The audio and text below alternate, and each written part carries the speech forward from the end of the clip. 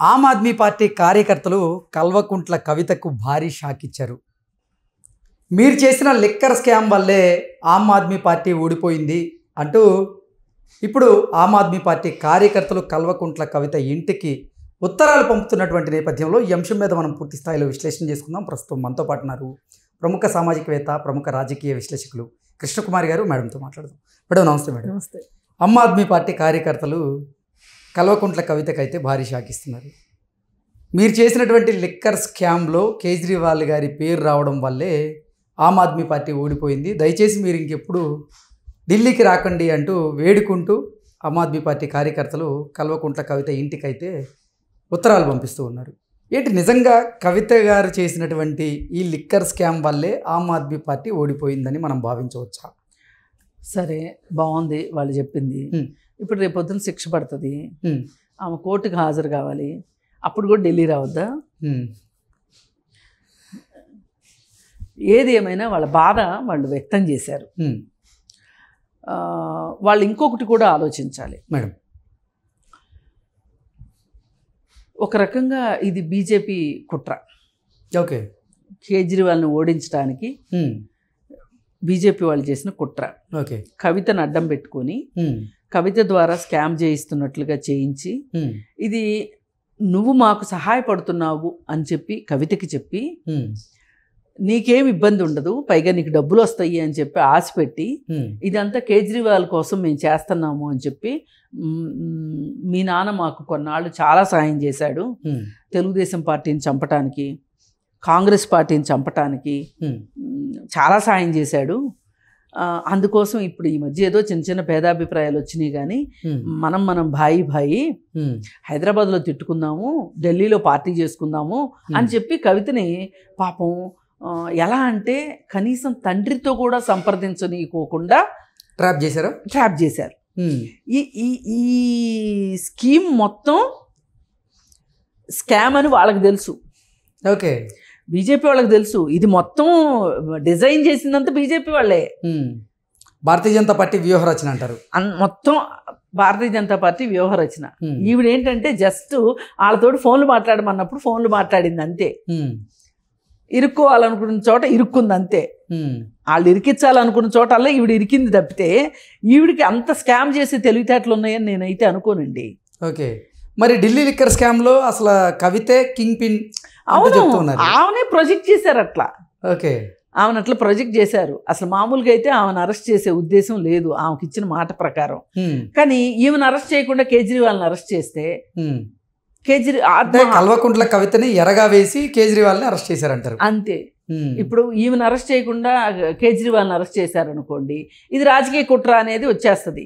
అందుకని చెప్పి ఆయన అరెస్ట్ చేయాలంటే గనక ఫస్ట్ ఈమెను అరెస్ట్ చేసి తర్వాత ఆయన అరెస్ట్ చేయాలి అని చెప్పి. ఇప్పుడు ఒకటి ఉంటుంది చూడండి, జాతకంలో రెండో పెళ్లి అని ఉంది అంటే అరటి చెట్టుకి పెళ్లి చేసి తర్వాత అమ్మాయికి పెళ్లి చేస్తూ ఉంటారు. అట్లా అనమాట. అట్లా చేశారు.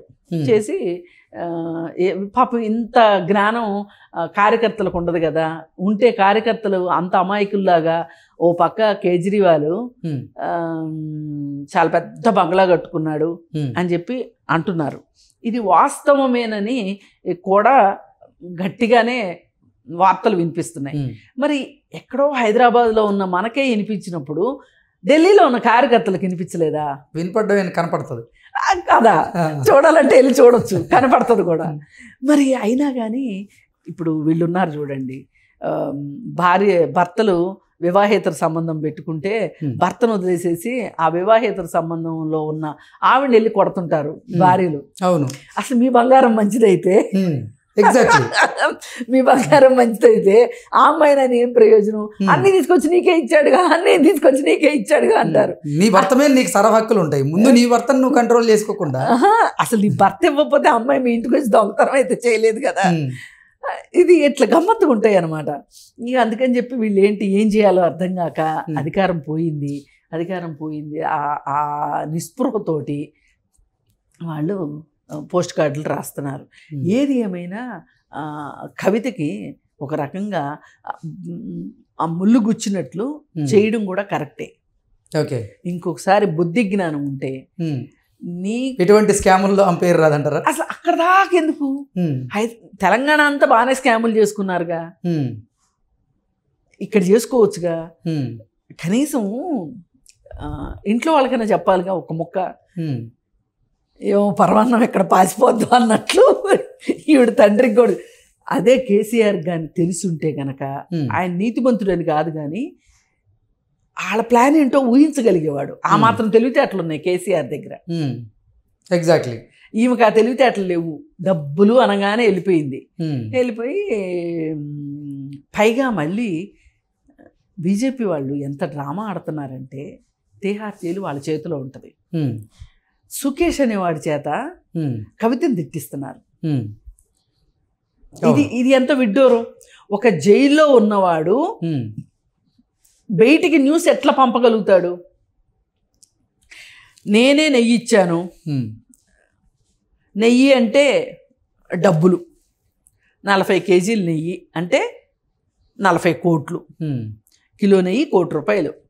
ఈ విధంగా నేనే కదా అందించాను, పలానా చోట అందించాను కదా అని, నా మనుషులే కదా ఇదంతా చేసింది అని చెప్పి ఆ సుకేష్ అలా మాట్లాడుతున్నాడు అంటే దీని వెనక బీజేపీ హస్తం లేకపోతే బీజేపీ ఊరుకుంటుందా? మళ్ళీ పైగా వాడేం మామూలోడు కాదు. ర్యాన్ బ్యాక్సీ వాళ్ళ ఫ్యామిలీలో అన్నని తమ్ముడు అన్నో చంపుకున్నారు. ఏది ఆస్తి వివాదాల్లో. చచ్చినోడు చచ్చిపోగా బతికున్నోడిని తీసుకొచ్చి జైల్లో వేశారు, తిహార్ జైల్లో. వీడు జైల్లో ఉండి వాళ్ళ ఆవిడ ములాఖత్కి వస్తే ఆవిడకి నాకు ఇన్ని కోట్లు ఇస్తే నేను మీ ఆయనకి బెయిల్ ఇప్పిస్తాను అంటే ఆమె ఇచ్చేసింది. వాడు జైల్లో ఉండి 200 కోట్లు సంపాదించాడు. అవి ఎవరికి ఇచ్చుంటాడు? ఇచ్చిన మాట వాస్తవం.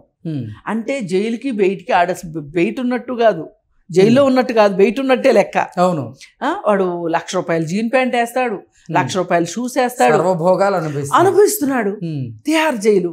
మరి మీకు తెలియదు ఆ మాత్రం? తిహార్ జైలు సెంట్రల్ గవర్నమెంట్ చేతిలోనే కదా ఉండేది. అంటే దీన్ని బట్టి కవిత ఎంత నేరం చేసింది అనేది జనాలను నమ్మించడానికి బీజేపీ ఎంత పథకం వేస్తుందో చూడండి. అంటే ఈ పథకంలో ఈమె పావుగా మారింది. ఇప్పుడు వాళ్ళు అడ్డు తొలగించుకోవాల్సిన వాళ్ళు అడ్డు తొలగించుకున్నారు. వాళ్ళకి వాళ్ళ పబ్బం వాళ్ళకి గడిచింది. ఢిల్లీ వాళ్ళ సొంతం అయింది. అంటే వాళ్ళంటూ వేస్తే గనక ప్లాను అంటే ఒక దెబ్బకి 2 పెట్టెలు అన్నట్లు అయిపోయింది. అయితే ఈ మధ్యకాలంలో కవిత మళ్ళీ బయటకు వస్తుంది. ఏంటి అంటే ఈ మధ్య జైలుకి వెళ్ళిన వాళ్ళందరూ సీఎంలు అవుతున్నారు అనేది ఆమెకు ఒక కొత్త ఆశను కల్పిస్తున్నట్టుంది. ఇప్పుడు బయటకు వచ్చి మాట్లాడుతుంది. అందుకని ఏంటంటే ఏది ఏమైనా సరే మీరు ఉద్యమాల ద్వారా ప్రజలకు చేరువవ్వాలి తప్పితే స్కాముల ద్వారా ప్రజలకు చేరువవటం, స్కాముల ద్వారా జైలుకి వెళ్ళి తద్వారా అధికారం వస్తుంది అనుకుంటే అది ఒక అభూత కల్పన తప్పితే వాస్తవం కాదు. ఎక్కడో ఒక్కొక్కసారి అట్లా జరుగుతూ ఉంటాయి. ఏదో కలిసి వచ్చే కాలానికి నడిచి వచ్చే కొడుకు అన్నట్లు జరుగుతుంది తప్పితే ప్రతిసారి అట్లాంటిది జరుగుద్దని మీరు నమ్మొద్దు. అలా అని మళ్ళీ ఇంకోసారి జైలుకి వెళ్ళి ఈసారి గట్టిగా సీఎం అవుతారని మట్టుకు అనుకోవద్దు అని నేను కవితకి చెప్పదలుచుకున్నా. ఓకే, ఈ ఆమ్ ఆద్మీ పార్టీ కార్యకర్తల పోరాటం ఇంకా కొనసాగిద్దా లేకపోతే ఆగిపోయే అవకాశం ఉందా మేడం? ఏమో, అసలు ఆ పార్టీ వీక్ అయిపోతుంది. అంటే ఈ ఉత్తరాలు పంపించడం నేననేది ఉత్తరాలు పంపిస్తారు. ఆ కోపం కడుపు మంట బగ మండిపోతున్నారు వాళ్ళు. అసలు ఆమ్ ఆద్మీ పార్టీని తీసుకొచ్చిందే కాంగ్రెస్ని తొక్కేయటానికి బీజేపీ పార్టీ. ఆ రోజు ఎవరో ఒక ముసలాయన ఉంటాడు కదా, ఆయన కేజ్రీవాల్, కిరణ్ బేడి వీళ్ళందరూ కలిసి కదా అవినీతికి వ్యతిరేకంగా పోరాడింది. ఈ అవినీతికి వ్యతిరేకంగా పోరాడిన ఈ గ్యాంగ్ ఏదైతే ఉందో ఈ గ్యాంగ్ ఇంకొంచెం ఎక్కువ అవినీతి చేసింది. అది క్లియర్ కట్ గా తెలుస్తానే ఉంది. దీంట్లో పాపం అన్నా హజారే గారి అన్నా హజారే చూడండి ఎంత తెలివిగా తన పోరాటం వల్ల బీజేపీ అధికారంలోకి వస్తే మోడీ గురించి ఒక్క మాట మాట్లాడట్లేదు. మోడీకి ఎంత భయపడుతున్నాడో చూడండి.